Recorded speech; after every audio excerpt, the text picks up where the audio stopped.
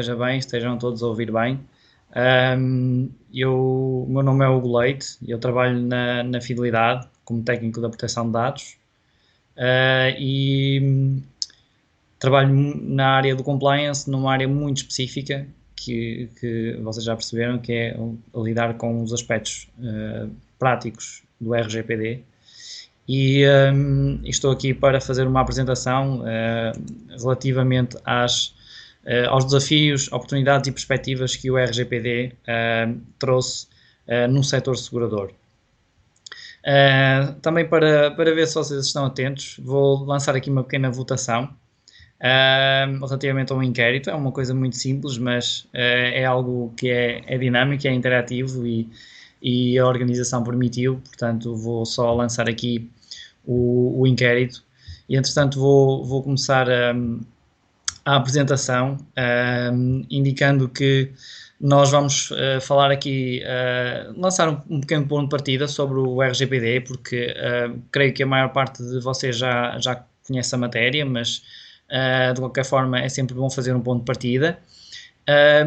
Depois falar-vos das especificidades da atividade seguradora, designadamente a sua raiz histórica no tratamento de dados em larga escala. Falar também que um dos desafios reside também no próprio ecossistema de segurador, em que todo o ciclo de vida dos dados passa por diferentes stakeholders. Dos grandes desafios do futuro do Big Data, da análise de dados em grande escala, do Big Data e da inteligência artificial, e uma possível solução, Privacy by Design, que nós muito apreciamos na Fidelidade, e umas considerações finais sobre esta apresentação, sobre esta questão que abrangeu imensas temáticas na atividade seguradora. Ora, como ponto de partida, eu só queria dar aqui alguns pontos, alguns princípios relativos ao RGPD, para depois partirmos para a nossa apresentação. A apresentação que eu vou fazer aqui cerca de meia hora e depois deixarei 10, 15 minutos para nós conversarmos e para exporem todas as questões e todas as dúvidas que tenham e para nós no final também debatermos todas essas dúvidas. O RGPD é considerado um Global Gold Standard pela própria Comissão Europeia. Porquê? Porque o RGPD estabelece uma plataforma genuína para parcerias globais. Os fluxos de dados têm uma natureza cada vez mais global devido à tecnologia e à digitalização. Mais de metade dos países do mundo têm atualmente uma lei de proteção de dados e a maioria é fortemente influenciada pela abordagem europeia. Daí que é considerado um Gold Standard. Por outro lado, também surgiu para harmonizar a legislação sobre proteção de dados em toda a União Europeia. Antes tínhamos uma diretiva e agora passamos a ter um regulamento geral sobre proteção de dados. Apesar de ser um regulamento, em alguns artigos dá alguma margem de apreciação aos Estados-membros, em que os Estados-membros podem manter ou impor novas condições, incluindo até limitações. Por exemplo, no artigo 88, no que respeita ao tratamento do contexto laboral. E além disso, o RGPD indica que as organizações, sejam responsáveis pelo tratamento ou subcontratados, devem aplicar medidas que tenham em conta o risco para os direitos e liberdades das pessoas singulares. E ainda, mais uma dicotomia, e que há muitos autores que indicam que os considerandos podiam ser mais específicos, mas ainda avaliar riscos para a segurança da informação, para a segurança dos dados pessoais. E estas medidas devem respeitar os princípios da proteção de dados, que vamos até falar um pouco mais à frente. Portanto, são estes 3 pontos de partida que eu queria deixar aqui relativamente ao RGPD, antes de nós falarmos em concreto na atividade seguradora, mas que o RGPD, embora não tenha nenhuma definição de risco, determina uma abordagem baseada no risco e assenta em princípios-chave. O RGPD trouxe grandes desafios no setor segurador, Principalmente por algumas razões e nós iremos falar já de seguida. Uma delas é o facto de que, para também que vocês tenham a noção, há aqui uma frase que eu passo, que surge no relatório da EIOPA de 2019, que é relativo ao Big Data Analytics. Nas áreas, esse relatório foi relativo às áreas de seguro automóvel e de saúde, e que resulta de um inquérito ao nível europeu a 222 seguradoras, e em que a Fidelidade também participou. A EIOPA é a autoridade da União Europeia que é responsável pela supervisão do setor dos seguros e pensões complementares de reforma, que fez um estudo sobre Big Data Analytics e que refere logo no início que as empresas de seguros têm experiência em tradicionalmente lidar com grandes volumes de dados sensíveis também, e enraizados sobretudo numa análise estatística e para diferentes finalidades, como por exemplo a tarifação, a gestão de sinistros e a prevenção de fraude em seguros. Portanto, esse relatório logo no início diz-nos que as empresas de seguros lidam com grandes volumes de dados. Além disso, também para que vocês percebam a realidade e até o futuro, as empresas de seguro têm os seus dados, e que já perceberam que fazem parte do core da atividade seguradora. Os dados são geralmente recolhidos junto do titular dos dados. Com o avanço da digitalização, é possível a recolha de dados a partir de outras fontes. Contudo, e como nós vemos aqui no ecrã, nós temos dados, fontes tradicionais de dados, que percebemos que são dados que muitas vezes são recolhidos junto do titular dos dados, na sua grande maioria, mas também há novas fontes de dados que as empresas de seguros vão recolher noutras fontes. E contudo, isto é sempre uma matéria de gestão de risco e de compliance, isto é, analisar os limites legais e até de lealdade, de fairness, perante as pessoas singulares. Isto é, existem disposições específicas em matéria de seguros que nos impedem de utilizar determinados identificados ou identificáveis de pessoas singulares. Existem matérias legais, por exemplo, a Lei de Contrato de Seguro remete para a legislação especial em matéria relativa à utilização de material genético. E a Lei de 12 de 2005, por exemplo, relativamente ao tratamento de dados genéticos, veio estabelecer inúmeras condicionantes e restrições à utilização de material genético em diversos domínios, desde o laboral aos seguros. Só para vocês tenham uma noção, esta própria lei determina que as companhias de seguros, e é perentória, não podem pedir nem utilizar qualquer tipo de informação genética para recusar um seguro de vida ou estabelecer prémios mais elevados. Portanto, temos que sempre ter em atenção aqui estas matérias, apesar de nós recolhermos dados em grande escala e de diferentes fontes, analisar sempre o risco, analisar também sempre a licitude e a própria lealdade perante os clientes. Portanto, os dados genéticos podem ser utilizados para fazer estudos estatísticos com vista a modelos de tarifação globais, não para individualizar nem particularizar uma determinada tarifa de uma pessoa singular. Além disso, como vocês percebem, nós tratamos dados em grande escala. E os dados em grande escala também é uma definição que aparece nas guidelines do Grupo de Trabalho do artigo 29 e que remete para uma definição muito ampla e que nos diz que é um tratamento de dados, de grandes volumes de dados, e que remete também para o número e também para a dimensão geográfica dos dados tratados, e também para que vocês percebam, as seguradoras tratam estes dados em larga escala e, além de tratarem em grande escala, também tratam uma grande diversidade de categorias de dados. Só para vocês terem uma noção, a Lei de Contrato de Seguro solicita que no texto da apólice contemple dados pessoais, designadamente o nome, a morada, o NIF, o número de cartão de cidadão. Portanto, logo à partida, o contrato de seguro exige que se identifique o titular dos dados e se recolham determinados dados pessoais.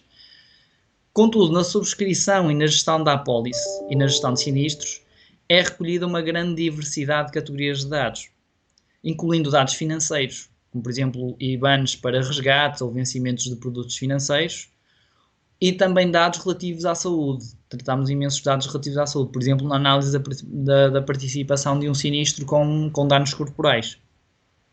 Esta também é uma realidade, é que nós tratamos grandes quantidades de dados e também uma grande diversidade de categorias de dados pessoais, incluindo dados relativos à saúde e dados que são considerados dados altamente pessoais. Por outro lado, um outro desafio no setor segurador e que influi também na aplicação prática do RGPD é o facto de que o ecossistema segurador, isto é, todos os stakeholders que giram à volta do segurador, são imensos, são em grande número. Nós lidamos com muitos fornecedores, com mediadores, com peritos avaliadores, com peritos e averiguadores, peço desculpa, com resseguradores, com outros seguradores. Portanto, o ciclo de vida dos dados na indústria seguradora tem diferentes stakeholders e todos eles com diferentes expectativas e com diferentes objetivos comerciais. Isto implica sempre muita comunicação, muito feedback constante com estes diferentes atores e para compreender as formas como se recolhem e conservam dados, temos que perceber as necessidades e os constrangimentos e encontrar também soluções contratuais para suportar as transações de dados que acontecem entre estes diferentes stakeholders e ainda também soluções técnicas robustas que garantam a segurança no tratamento de dados pessoais. Este é um grande desafio porque nós lidamos com diferentes stakeholders e que é necessário encontrar sempre bastantes soluções e um diálogo e comunicação constante com estes stakeholders. Por outro lado, nós temos mais um desafio e é um desafio que está a surgir e que diz respeito ao Big Data, ao conceito de Big Data e ao surgimento da inteligência artificial nos processos de negócio e que a nós também nos afeta e que é determinante também no setor segurador, como vocês já perceberam, que tratamos com grandes volumes de dados. O Big Data tem sido objeto de várias tentativas de definição, o que é o Big Data, não é? A melhor tentativa de definição encontrei-a ali num Green Paper da Comissão Europeia, em que, de certa forma, para aqui talvez interesse mais. Muitas vezes o Big Data é associado às suas características, que é classificado às características dos 3 Vs, a velocidade, o volume e a variedade dos dados. Há autores que juntaram mais 2 Vs, como por exemplo a veracidade dos dados, que eu acho que também é muito relevante, e o valor dos dados, and so on. Pensámos aqui nesta apresentação no Big Data como uma recolha e análise de grande quantidade de informação, estruturada ou não estruturada, proveniente de várias fontes. E o setor segurador, assente na análise e gestão prospectiva do risco, é um dos que mais vai sentir a influência do potencial do Big Data. E tudo indica que nos próximos anos assistiremos a grandes alterações em relação ao modo como se calcula e se conhece o risco. Em termos prudenciais, quer em termos individuais. Isto é, em relação a cada cliente potencial tomador do seguro. E neste caso, naquele relatório da EIOPA, a grande maioria dos seguradores já recolhe dados no âmbito do Big Data Analytics. E se a recolha de grande quantidade de informação proveniente de várias fontes é um desafio para o segurador, para o setor segurador e em geral também para todas as áreas económicas, se relacionarmos com a internet das coisas, é mais específico no setor segurador. Por exemplo, nós vemos que estão a surgir no mercado novos seguros que são baseados no comportamento do condutor. O Pay How You Drive.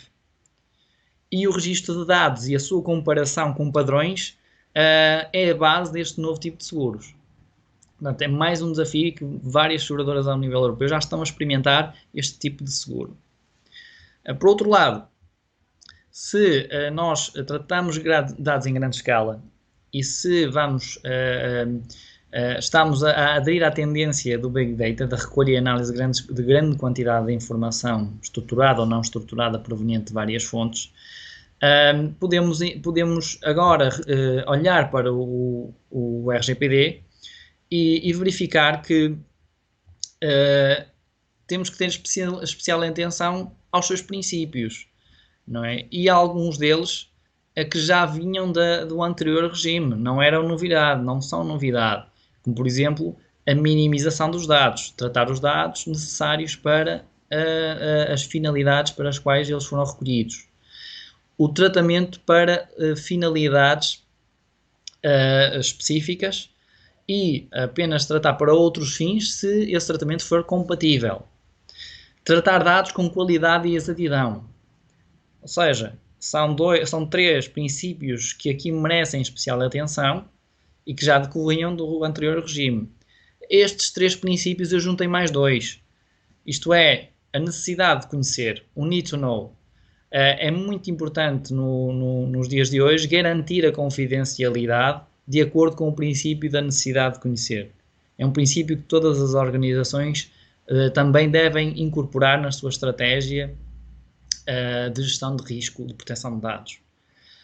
As decisões individuais automatizadas também entendo que deve merecer especial atenção e consiga ser considerado como um princípio, porque elas são sempre geradoras de obrigações e de direitos com determinada especificidade.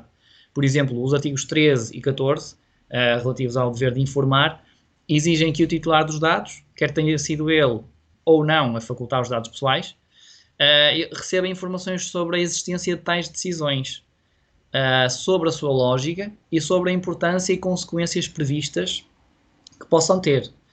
Muitas decisões tomadas hoje pelos sistemas de inteligência artificial, que iremos falar um pouco mais à frente, estão incluídas no âmbito de aplicação do artigo 21, número 1, uma vez que os algoritmos de inteligência artificial são cada vez mais utilizados no recrutamento, num pedido de empréstimo e no que nos interessa aqui, no acesso a um seguro.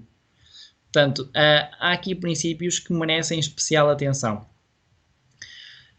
E relativamente a esta questão do Big Data, da recolha de dados em grande escala e de diferentes fontes, nós aqui interessa-nos também perceber possíveis soluções. Há soluções, nós poderemos ter aqui a intenção de perceber soluções.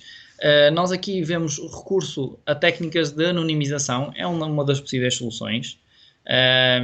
Claro que nós, quando recorremos a técnicas de anonimização ou pelo menos de pseudonimização, quando eu falo em técnicas de anonimização, e vou falar também um pouco mais à frente na questão da inteligência artificial, eu refiro-me a um processo que seja o mais adequado ao âmbito do tratamento e que mitigue o risco de reidentificação, como por exemplo a agregação de dados, a pseudonimização é um deles, a supressão de atributos numa tabela, o encobrimento de caracteres.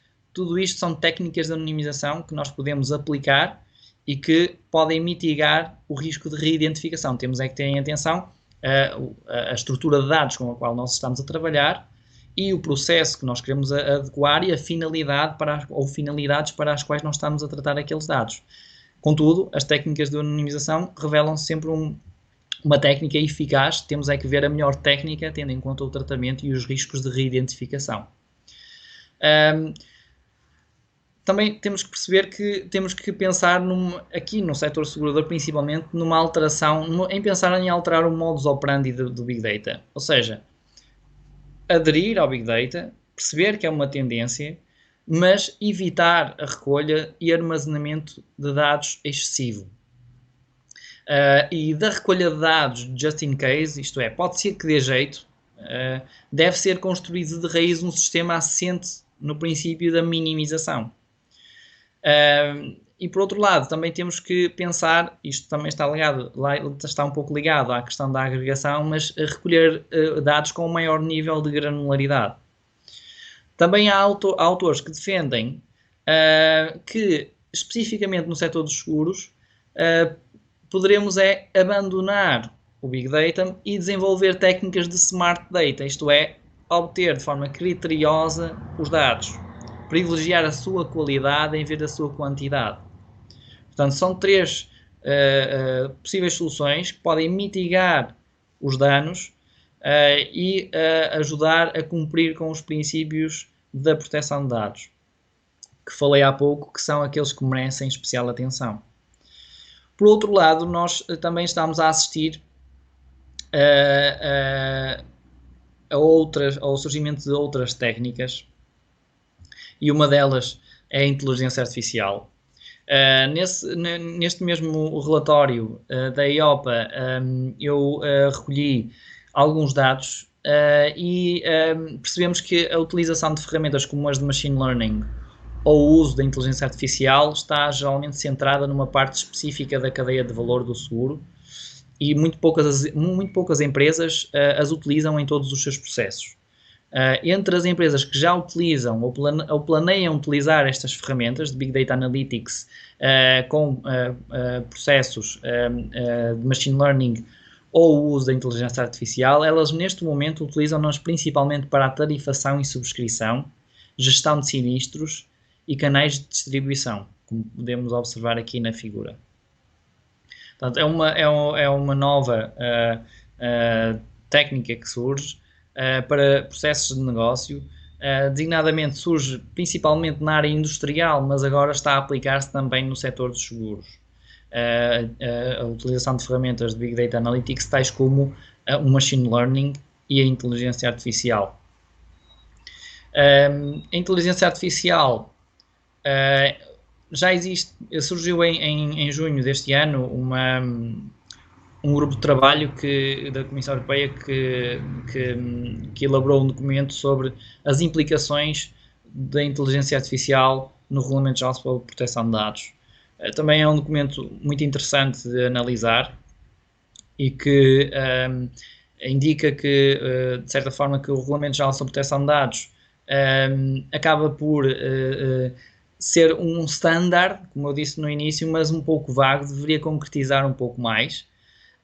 Contudo, como é óbvio, a tecnologia está sempre a evoluir e o Regulamento Geral sobre a Proteção de Dados, apesar de ser um documento já por si só complexo e não é uma legislação fácil de interpretar, tem considerandos que são um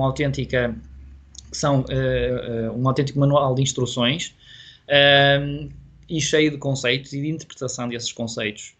E um dos considerandos é o considerando 75, que é um considerando muito importante, que também muitos de vocês também devem concordar, que nos fala dos riscos.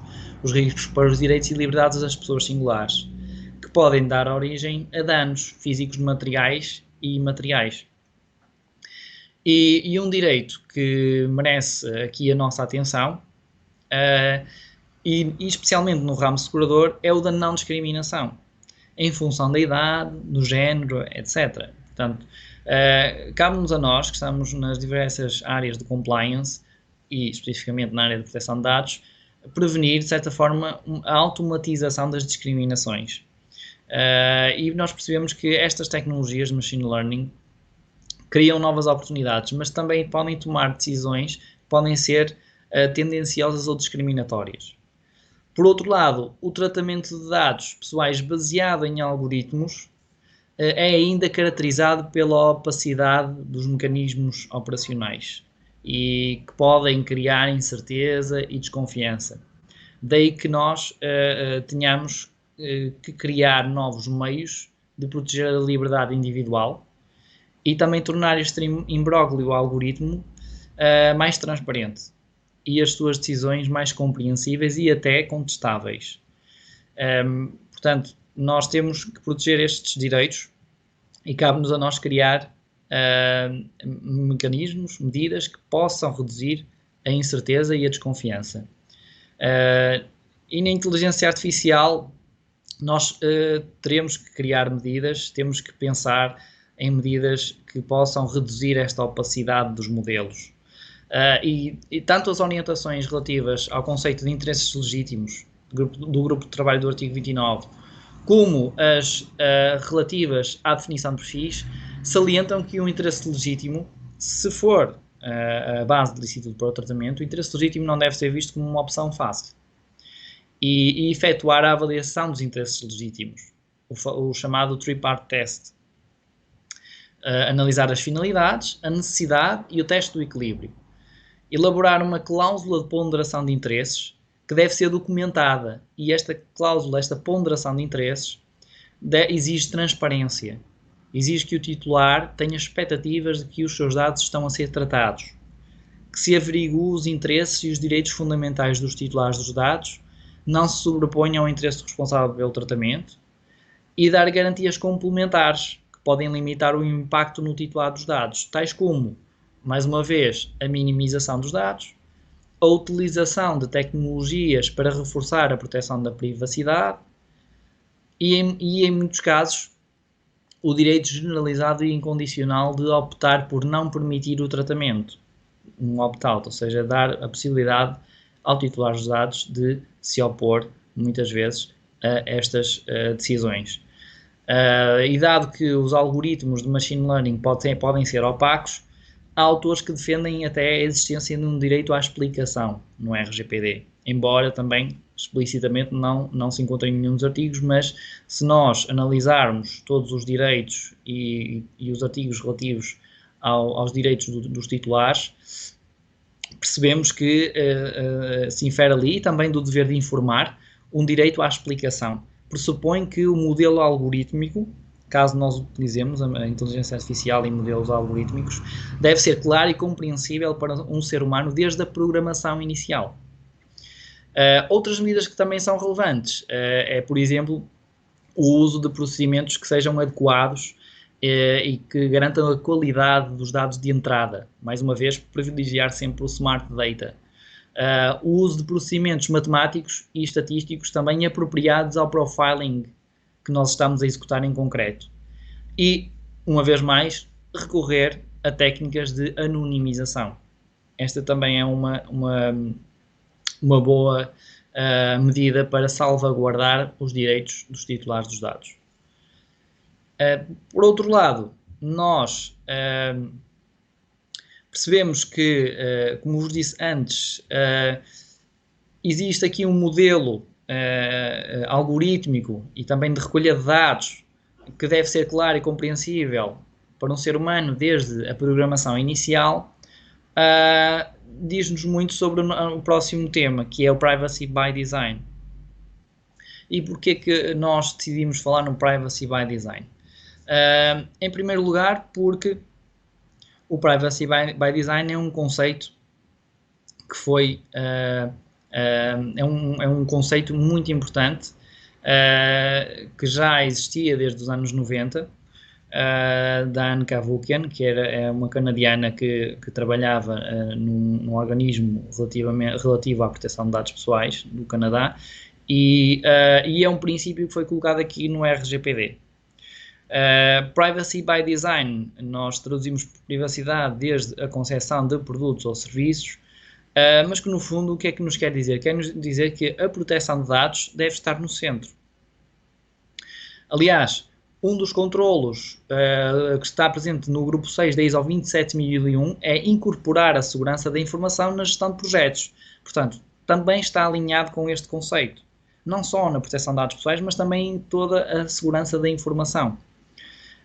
E a proteção de dados no centro, o Privacy by Design, diz-nos que nós deveremos adotar soluções técnicas ou organizacionais no momento em que as ferramentas ou os projetos são desenhados ou elaborados. Isto quer dizer que é colocar a proteção de dados no próprio design, no desenho, design thinking, e colocar nesse design thinking a proteção de dados no projeto e não pensar na proteção de dados como um add-on ou um processo à parte. Pensar na proteção de dados como fazendo parte integrante dos projetos. Vamos criar uma aplicação que vai, mediante essa aplicação, vamos criar uma aplicação com um novo ramo de seguro? Vamos. Essa aplicação precisa de recolher dados relativos à localização? Sim. Vamos informar as finalidades e pedir autorização ao utilizador. Isto é Privacy by Design. Vamos colocar uma opção nessa aplicação que nos permita ao utilizador exercer direitos e retificar os seus dados pessoais. Isso é o Privacy by Design. Não é quando a aplicação está lançada no mercado, perceber que realmente, por defeito, já recolhe dados de localização. É logo no início. É incorporar a proteção de dados no centro dos projetos, no centro e no desenho de produtos de seguro também, neste caso, em concreto. E daí é que a proteção de dados para nós deve ser colocada no centro, e o Privacy by Design é um conceito que nos vai ser muito útil se nós conseguirmos incorporar esse conceito nas nossas empresas, principalmente nas empresas de seguros. Por outro lado, também queria só fazer agora umas considerações finais, uma vez também já daqui a pouco termina o nosso tempo. Essas considerações finais eu queria falar convosco porque, no fundo, o setor segurador, como vocês perceberam, é um dos setores que mais dados recolhe, que mais dados armazena, trata. Historicamente tem experiência em lidar com grandes volumes de dados, o que obriga que as políticas de proteção de dados sejam feitas desde a sua base, que sejam feitos investimentos na criação ou adaptação de sistemas informáticos e a informação também dos trabalhadores que altera a cultura existente. Exige, como vos disse, não só nos stakeholders, mas também nos colaboradores, muito feedback, muita comunicação, perceber as necessidades e os constrangimentos que existem em todas as equipas, perceber também as equipas tecnológicas, se conseguimos ou não incorporar determinados procedimentos que nos vão facilitar o cumprimento do RGPD. E isto é uma mudança organizacional. É uma mudança organizacional e é uma oportunidade para criar novos produtos ou novos serviços, novos processos de negócio e novas tecnologias que, se não fosse pelos desafios que acabei de vos falar e que foram levantados com o RGPD, nunca seriam considerados. E quando quiséssemos atuar, já seria tarde demais. Portanto, face à escala de dados, face às finalidades e aos impactos que expliquei anteriormente, a adoção de medidas pode tornar-se num fator diferenciador face aos concorrentes e também de confiança para os clientes e da boa reputação para a organização. Portanto, o RGPD pode ser uma oportunidade para nos lançarmos face aos desafios atuais e futuros no setor segurador.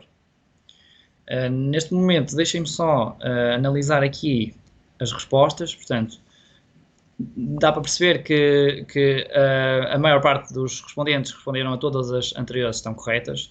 Isto, claro, que é uma interpretação, foi mais para também vos integrar aqui nos temas do setor segurador, porque nós olhamos para os seguradores e percebemos que existe uma apólice, existem sinistros, mas não percebemos que todo o nosso setor está firmemente enraizado na análise estatística. Por outro lado, uma grande parte do nosso core business é gerir sinistros, de facto, e gerir também riscos para o futuro, uma gestão perspectiva de riscos. Portanto, todas estas respostas estão corretas, fazem parte do core business da atividade seguradora.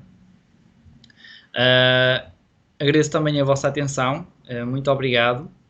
Não sei se têm algumas questões para colocar, podem colocar aqui no chat, ou então também podem falar à vontade.